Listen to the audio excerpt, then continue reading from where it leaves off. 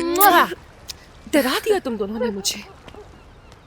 आप यहाँ अकेली क्यों बैठी हैं? क्या यहाँ बैठ के उमर के बारे में सोच रही हैं? आपा उसके बारे में क्यों सोचेंगी उरूज? अभी तक तो देखा भी नहीं है उसे।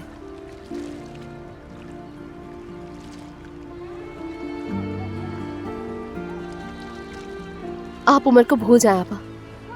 क्या आप शादी करना चाहती हैं उमर से? मालूम नहीं।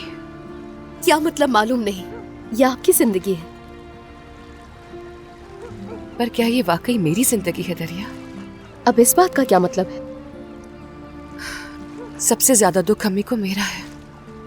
आपा, आप ऐसा क्यों कह रही हैं? अम्मी सबसे ज्यादा प्यार आपसे करती हैं, सबको पता है। हाँ। शायद यही वजह है कि वो मुझसे बहुत मोहब्बत करती हैं। मैं उनका वो खिलौना हूँ जिसे वो छोड़ नहीं सकती। शायद अम्मी ठीक कहती हैं कि खूबसूरती के अलावा और कुछ नहीं है मेरे पास। शायद वाकई में ऐसा ही है। आपा, क्या मतलब कि अम्मी ठीक कहती हैं? एक बात बताऊं तुम्हें, तुम लोग जानते हो मेरे प्राइमरी स्कूल की टीचर कौन थी? अम्मी। क्या?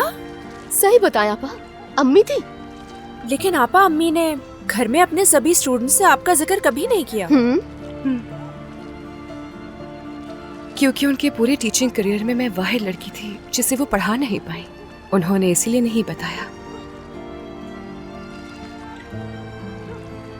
इसका क्या मतलब है? मुझसे पढ़ाई नहीं होती थी। यानी तुम दोनों ने तो 5 साल की उम्र में ही पढ़ना सीख लिया था, मगर मैं चाहे जितनी कोशिश करती हुरूफ को आपस में जोड़ नहीं पाती थी। हाँ, फिर उन्होंने मुझे 1 हफ्ते के लिए दूसरी क्लास में भेज दिया और खौफ खत्म हो गया। तो ये बात थी। अम्मी कभी समझ ही नहीं पाए कि मुझे बचाने की कोशिश में उन्होंने मुझे कितना तोड़ दिया है। बाबा मुझसे कहते रहते थे कि बेटा अपनी अम्मी को बिल्कुल नाराज मत करना, तंग मत करना, लेकिन मैं तो पहले से ही नाराज थी। आपा, आपने मेरे सवाल का जवाब नहीं दिया। क्या अब भी शादी करनी है आपको? बेटा, इस वक्त क्या कर रहे हो तुम लोग यहाँ पर? चलो अंदर आ जाओ। शाबाश। जी अम्मी, हम आ रहे हैं। चलो चलते हैं, आ जाओ।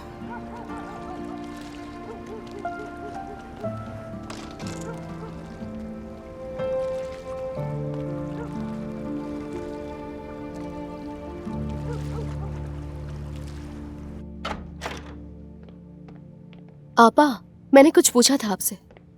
इस बारे में बाद में बात करेंगे, ठीक है? चलो सो जाओ।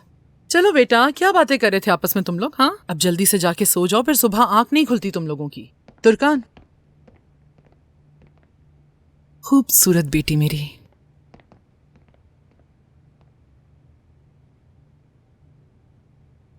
चलो, गुड नाइट।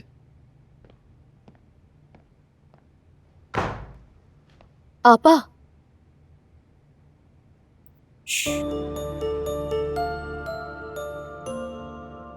हम अच्छी तरह समझ गए थे कि अम्मी की सोच क्या है और उन्होंने ऐसा क्यों किया। हमें लगता था कि उनके लिए खूबसूरती हर चीज से बढ़कर है। उस रात जिंदगी में पहली दफा मुझे अपनी आपा के लिए गहरा दुख महसूस हुआ। लगता था अम्मी ने अपने अधूरे ख्वाब अपनी तीनों बेटियों में बांट दिए थे। पुरआसाइश जिंदगी तुर्कान के लिए, उरूज के लिए वो अधूरी किताब जो वो ना लिख सकी, और दरिया के लिए वो ताकत जो अम्मी को कभी मिल ना सकी। और इस बात का हम सबको किसी न किसी तरह यकीन था